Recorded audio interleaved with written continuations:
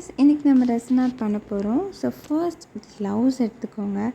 ரொம்ப important gloves. Because resin அப்படிங்கிறது ஒரு கெமிக்கல். அது நம்ம ஹேண்டில் பண்ணுறது அவ்வளோ நல்லதில்லை. ஸோ க்ளவுஸ் வியர் பண்ணிக்கோங்க ரெசின் ஆர்ட் பண்ணுறதுக்கு முன்னாடி. இன்றைக்கி நம்ம ஒரு புக் மார்க் அண்ட் ஒரு கீச்செயின் பண்ண போகிறோம். ஸோ அதுக்கேற்ற மாதிரி 3 சின்ன கிளாஸ் எடுத்துக்கலாம். ஸோ அதுக்கப்புறம் ஒரு உடன் ஸ்டிக் எடுத்துக்கலாம் நம்ம ரெசினை வந்துட்டு மிக்ஸ் பண்ணுறதுக்காக. And most importantly resin எடுத்துக்கலாம். And yeah, let's start the process.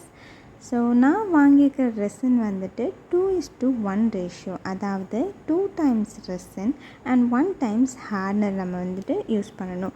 And நான் ஒரு கிளாஸ் எடுத்துகிட்டு எந்த அளவு ரெசின் அண்ட் ஹார்ட்னர் வேணுமோ அந்த அளவு நான் மார்க் பண்ணிக்கிறேன். ஸோ இன்றைக்கி நம்ம பண்ண போகிறதுக்கு கம்மியான அளவு போதும். ஸோ அந்த அளவு நான் மார்க் பண்ணிக்கிறேன். அண்ட் ரெசின் ஓப்பன் பண்ணிவிட்டு ஸோ ரெசின் 1 time அந்த அளவில் நான் ஊற்றுறேன். கரெக்டாக மார்க் பண்ண அளவுக்கு ரெசின் ஊற்றிக்கலாம். ஸோ ஊற்றிட்டு அந்த ரெசினை அனதர் கிளாஸில் ட்ரான்ஸ்ஃபர் பண்ணிக்கோங்க.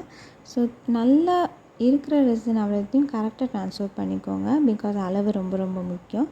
அண்ட் திருப்பியும் அதே மார்க் பண்ண கிளாஸில் ரெசின் எடுத்துக்கிறேன். திருப்பியும் அதே கிளாஸுக்கு ட்ரான்ஸ்ஃபர் பண்ணிக்கிறேன். ஸோ அளவு மாறிச்சு அப்படின்னா வந்துட்டு ரிசல்ட் நம்மளுக்கு கரெக்டாக வராது. அண்ட் நெக்ஸ்ட் ஹார்ட்னர் எடுத்துக்கிறேன். ஸோ ஹார்ட்னர் வந்து 1 times அதே மார்க் பண்ண கிளாஸில் நம்ம ஹார்ட்னர் ஊற்றிட்டு ஸோ திருப்பியும் ரெசின் ட்ரான்ஸ்ஃபர் பண்ண கிளாஸ்லேயே வந்துட்டு ஹார்ட்னரையும் நம்ம ட்ரான்ஸ்ஃபர் பண்ணிக்கலாம். ஸோ பால் தெரிஞ்ச மாதிரி அந்த மாதிரி ஒரு லேயர் மாதிரி ஃபார்ம் ஆகும்.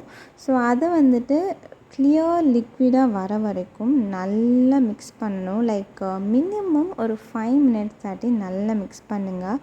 அந்த கிளாஸோட பாட்டம் லேயர் வந்துட்டு நம்ம கண்ணுக்கு விசிபிளாக தெரியணும். ஸோ அது வரைக்கும் நல்லா மிக்ஸ் பண்ணிக்கோங்க. ஸோ அதுக்கப்புறம் அந்த ரெசினை நான் வந்துட்டு ஒரு 2 கிளாஸில் ட்ரான்ஸ்ஃபர் பண்ணிக்கிறேன். கொஞ்சம் எடுத்துக்கிறேன். ஸோ தட் நம்ம பிக்மெண்ட் ஒரு இதுலேயும் கோல்டு ஃபாயில் ஒரு இதுலேயும் நம்ம வந்துட்டு எடுத்துக்கலாம் அப்படின்னு சொல்லிட்டு நான் ட்ரான்ஸ்ஃபர் பண்ணி வச்சுக்கிறேன். ஸோ நவ் மோல்டு நம்ம ரெடி பண்ணலாம் அப்படின்னு சொல்லிட்டு மோல்டு எடுத்துகிட்டு ஸோ இட் மேபி நியூ மோல்டாக இருக்கலாம், இல்லைனா ஓல்டு மோல்டாக கூட இருக்கலாம். அதில் டர்ட்ஸ் இருக்கும் இல்லையா, ஸோ அதை வந்துட்டு நம்ம டேப் வச்சு இந்த மாதிரி கிளியர் பண்ணிக்கலாம். ஸோ இந்த மாதிரி நம்ம பேஸ்ட் பண்ணி எடுக்கும்போது டர்ட் வந்துட்டு நம்மளுக்கு கிளியர் ஆகிடும். ஸோ இப்போ நான் பியூர் பிக்மெண்ட் ஆட் பண்ண போகிறேன். ஸோ அதில் காப்பரிஷ் ஒரு மாதிரி ப்ரௌன் கலர்ஸ் இருந்துச்சு. ஸோ அது நான் வந்துட்டு ஒரு சின்ன பிஞ்ச் ஆட் பண்ணிக்கிறேன். நான் ஆக்சுவலி நிறையவே ஆட் பண்ணிட்டேன். நீங்கள் கொஞ்சம் கம்மியாக ஆட் பண்ணாலே வந்துட்டு பிரைட் கலர் தான் வரும். ஸோ ரொம்ப பிக்மெண்ட்டும் ஆட் பண்ணாதீங்க. அப்போவும் வந்து ரிசல்ட் ஒழுங்காக வராது. லைக் ஒரு மாதிரி ஃபாகி லேயர் ஃபார்ம் ஆகிடும். ஸோ கம்மியான பிக்மெண்ட்டே ஆட் பண்ணுங்கள். It's more then enough. And நல்லா மிக்ஸ் பண்ணி நான் வச்சுக்கிட்டேன். அண்ட் கோல்டு ஃபாயில் எடுத்து ஸோ கோல்டு ஃபாயில் அதோட அளவும் உங்களுக்கு பிடிச்ச மாதிரி போட்டுக்கோங்க. லைக் மோர் கோல்டு ஃபாயில் எனக்கு வேணும் அப்படின்னா நிறைய போட்டுக்கோங்க. நான் ஒரு மாதிரி மினிமலாக போட்டுக்கிட்டேன். ஸோ அதையும் வந்துட்டு நல்லா மிக்ஸ் பண்ணிக்கோங்க. ஸோ அது மாதிரி இந்த மாதிரி கிளாஸ் சைட்லலாம் ஒட்டும். நீங்கள் நல்லா மிக்ஸ் பண்ண தான் சின்ன ஃப்ளேக்ஸாக வந்துட்டு அது மாறும். ஸோ அதையும் நல்லா மிக்ஸ் பண்ணிக்கோங்க. ஸோ தென் வந்துட்டு பபிள் பாப்அப் ஸ்ப்ரே அப்படின்னு சொல்லிட்டு ஒன்று இருக்கும். ஸோ ஐசோப்ரோபைல் ஆல்கஹாலால் மேடாக இருக்கும். ஸோ அது வந்துட்டு எதுக்கு அப்படின்னா ரெசினில் ஃபார்ம் ஆகிற பபிள்ஸை வந்துட்டு ப்ரிவெண்ட் பண்ணும். ஸோ அதை நான் மோல்டில் ஸ்ப்ரே பண்ணிக்கிறேன். முன்னாடியே ஸ்ப்ரே பண்ணாலும் ஒன்று தான், இல்லைன்னா நீங்கள் ரெசின் ஊற்றுனதுக்கப்புறம் ஸ்ப்ரே பண்ணாலும் it works the same. So அதுக்கப்புறம் நான் வந்துட்டு அந்த மோல்டில் ரெசின் நம்ம மிக்ஸ் பண்ணி வச்சுருந்த ரெசினை வந்துட்டு போர் பண்ணுறேன்.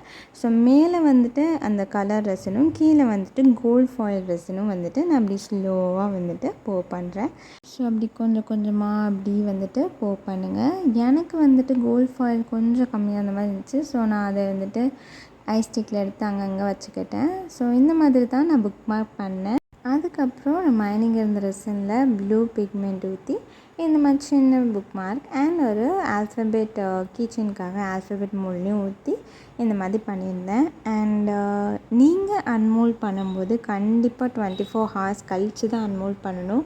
நான் கிட்டத்தட்ட 21 hours என்னமோ வந்துட்டு அன்மோல்ட் பண்ணேன். ஸோ தேட் அந்த புக் மார்க் வந்துட்டு ஒரு மாதிரி வளையுது. அது வீடியோவில் பார்த்தாலே உங்களுக்கு தெரியும். ஆனால் ஆல்ஃபபெட்லாம் வந்துட்டு வளையவே இல்லை 21 hours. பட் புக் மார்க் வந்துட்டு லைட்டாக பெண்ட் ஆச்சு. ஸோ கண்டிப்பாக 24 hours கழித்து தான் எடுக்கணும். அவசரப்படக்கூடாது. அண்ட் நான் கீச்செயினுக்கு வந்துட்டு ஆல்ரெடி நான் செயின்ஸ்லாம் வாங்கியிருந்தேன். ஸோ அதை மோல்டில் போட்டுட்டேன். இந்த வீடியோ பிடிச்சிருந்தா லைக், ஷேர் அண்ட் சப்ஸ்கிரைப் பண்ணுங்கள். தேங்க்யூ.